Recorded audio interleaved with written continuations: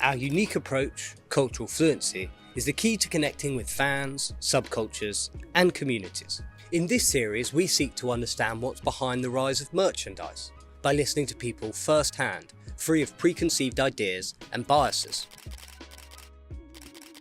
There's no better way to learn about the rise of branded merchandise than to meet with the makers of must-have items. That's why we spoke with the co-founder of Daunt Books about their iconic green tote bag, spotted all over London and recognised around the world. Obviously, people would say there's a certain kind of social signalling going on with carrying that bag. You see all over the world, you bump into people with the same bag and you kind of go, oh. There are a lot of pictures online, if you look, of various celebrities from Cumberbatch to whoever carrying the bag around. But I think they're carrying it in a way because it's a kind of simple, honest, now iconic thing. I think we've always felt it reflects us. It was simple, effective, extremely strong, extremely well stitched, a bit like the bookshop, sort of well built, Edwardian, over-engineered, much stronger than you need, that you could use for anything but particularly for books. It was a good idea, I think, to make something plain and honest about what you're doing, and I think we've carried that on really. But of course that develops into a very powerful brand if you do it right. Daunt Books taught us their tote bag works because it's a pure embodiment of the brand's identity. People that admire Daunt's values want to wear the bag, as it signals to others that they share those values. The desire to signal our identity through merchandise became even clearer when we spoke with anonymous London meme maker Socks House Meeting. They said to us, "It's the one thing you can wear with a big F-off loud word or image in it without it being obnoxiously overtly in your face in the wrong way.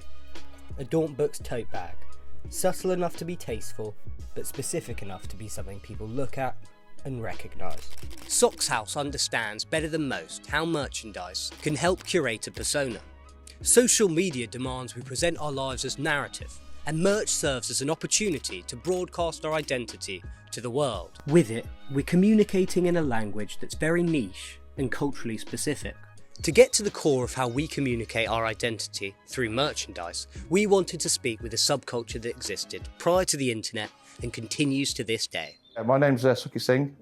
We're at the Two-Tone Village in Coventry. Two-Tone was a movement that was set up in 1979 by a gentleman called Jerry Dammers, who was from a band called The Specials. It was a time of social unrest, the rise of racism, discrimination. There was obviously vast amounts of unemployment, and it was all set up to say, listen, we can all live together. And the whole world, when they see that black and white check, knows it's Two-Tone and what Two-Tone stands for. There was always a distinct dress code: Harringtons, stay-pressed trousers, Doc Martens or loafers, the check shirt, Trilbys.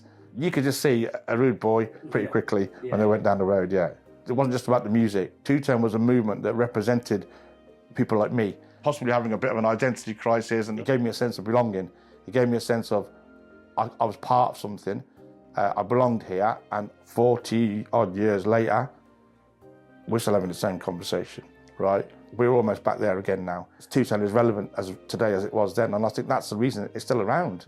The two-tone uniform Suki embodied enabled him to outwardly represent the change he wanted to see in the world. Clearly, being able to articulate who we are and what we stand for is as important now as ever.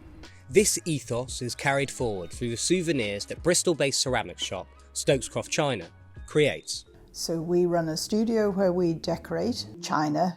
We're owned by the People's Republic of Stokescroft, which is a community arts collective, and Stokescroft is identified as a hotspot of activism of all sorts in Bristol. We have a lot of huge numbers of mugs to support the gay and trans community. We have a lot of mugs that deal with the struggle to keep the NHS in public hands, and huge numbers of mugs to support environmental activism. We also have a series of mugs that celebrate powerful messages that have come from significant women through time.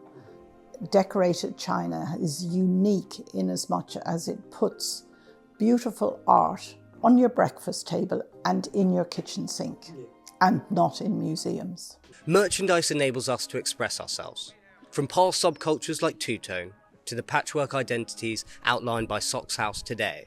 We've always used objects to anchor ourselves and show who we are to the world.